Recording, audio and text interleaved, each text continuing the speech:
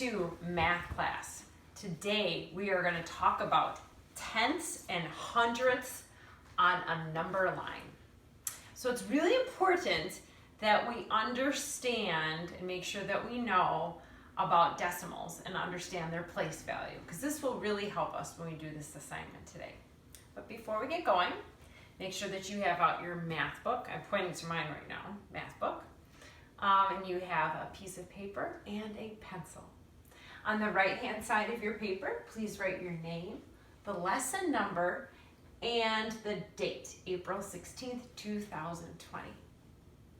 So before we get going with working on the lesson practice, there are just a couple things I want to go over with you just to make sure that we understand a few concepts, and then we're going to go right into the lesson practice. I feel like that's a good use of our time. Couple things. We just want to make sure that we remember that 100 centimeters is equal to 1 meter.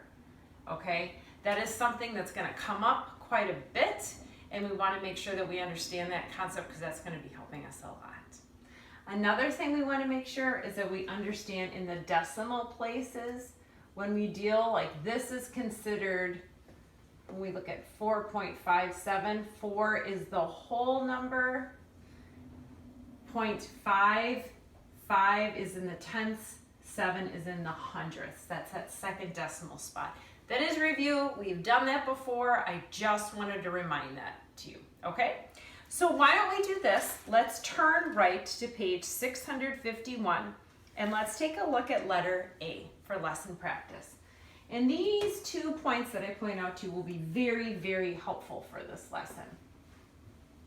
So we'll get letter A. Mackenzie jumped over a bar that was 167 centimeters high. How many meters high was the bar? Okay, so we know that he said he jumped over it 160 centimeters. What this question is asking is how many meters high was the bar? So what's the amount in meters? Okay, so if we look over here to review this concept, we talked about how 100 centimeters is equal to 1 meter. Well, I'm looking here, this is 167. Is there 100 in here? Yes, there is. How many hundreds are there? 1. So I know that there's at least 1 meter in there. But then I have 67 left. Well, 67 out of 100. 100 is equal to 1 meter, 100 centimeters. So you're thinking to yourself, well, it's 1 and then 67 out of 100. Well, that's kind of a weird thing to write. So how could I write this in decimal? So then I could write 1, oh, and look, I could do a decimal point, 67 meters, and that would be my answer. I hope that you understand that. Remember, again, 100 centimeters is 1 meter, so this would be 1.67, which is left, okay? So 1.67 meters for letter A. Now letter B through G are all written on that number line. So I want you to refer to the number line that you have in front of you on page 651. So let's look at that. It says write the decimal number and the mixed number to which each arrow is pointing. So we're going to be dealing with fractions and decimals. So we look at letter B.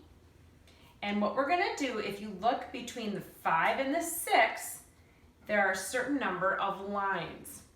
And if we look in between, we have 1, 2, 3, 4, 5, 6, 7, 8, 9, and 10. So we have 10 lines in between. When we're dealing with tenths, we just have the decimal and 1 number behind. So let's look at letter B. So I'm looking at B. It's pointing between the 5 and the 6. So my first number that I'm going to write down is a 5.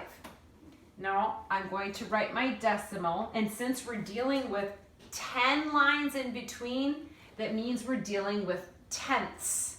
okay? So it's just one space right after the decimal. We can start writing down where that line is located. So if I count how many lines are there, B would land on the 5th line, which is right in the middle. So that would be 5.5. If I were going to write this as a mixed number, I would write down 5 and 5/10. Do you see how this 0.5 is the same as 5/10? Because this is the 10th spot. Okay? So you might be like, well, can I reduce that to 5.5? Sure, no problem. But you can leave it at that as well. Okay? So then we go to C. And we see that letter C is between the numbers 6 and 7. So I'm going to write a 6. Now I know there's 10 lines in between, so I can even just count a little bit backwards. I count back 2. 10 minus 2 looks like it's 8. So this would be 6.8.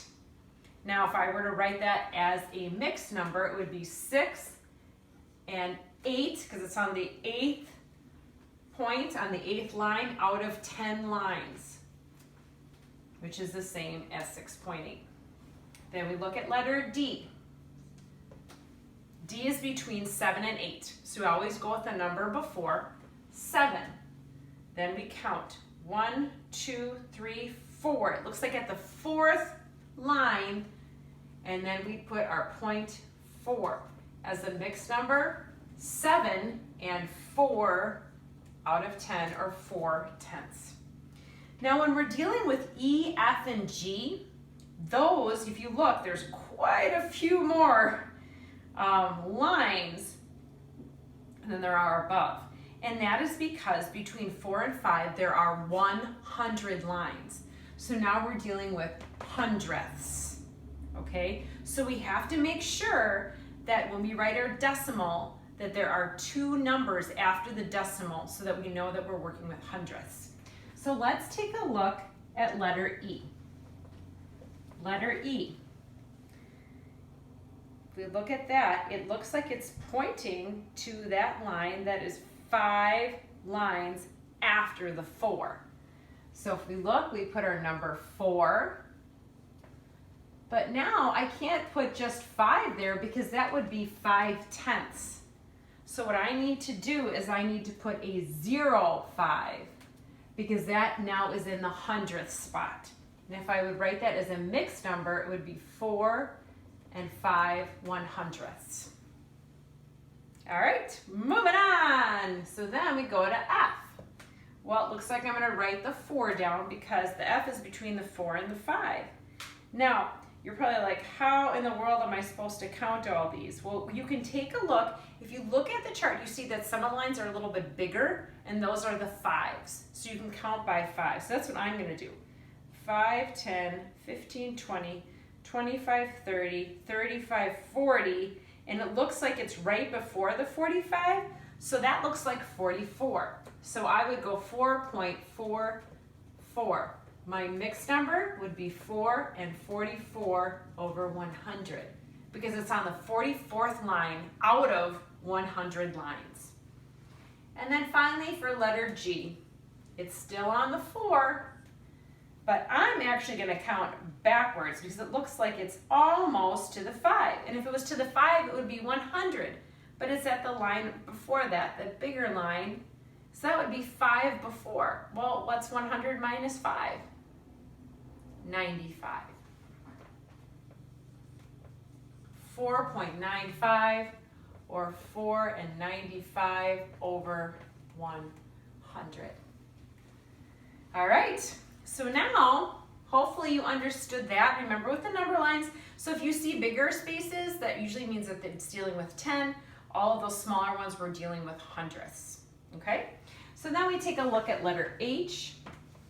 Locate 6.8 on the number line and round to the nearest whole number.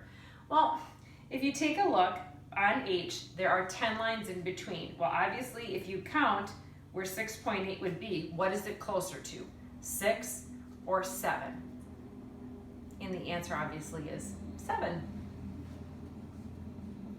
Letter I, round 4.44 to the nearest whole number. Well, let's take a look at 4.44.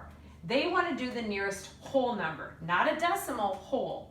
This is the nearest whole number, okay? So they're just saying, should we stay at 4 or go up to 5? Well, let's go look at our friend. Remember, our friends to the right always tell us, if it's 5 or more, we go up. If it's less than 5, we stay. And because it's less than 5, we are going to stay at 4. Then we go to J. Locate 4.4 on the number line and round to the nearest whole number. Well, you can do, we take a look at 4.4 and then you're going to locate that on the number line, find out where that is. Now you don't have to write out the number line and then write where it is. You can just look at your number line, point to it, and then decide based on where your finger is, what is it closer to, the 4 or the 5? Well, it looks to me like it's closer to the 4. Another trick is it was 4.4. That's less than 5, so you're always going to stay. All right, and then finally we take a look at our last one, which is letter K. Letter K, it says estimate the sum of 6.8 and 5.9.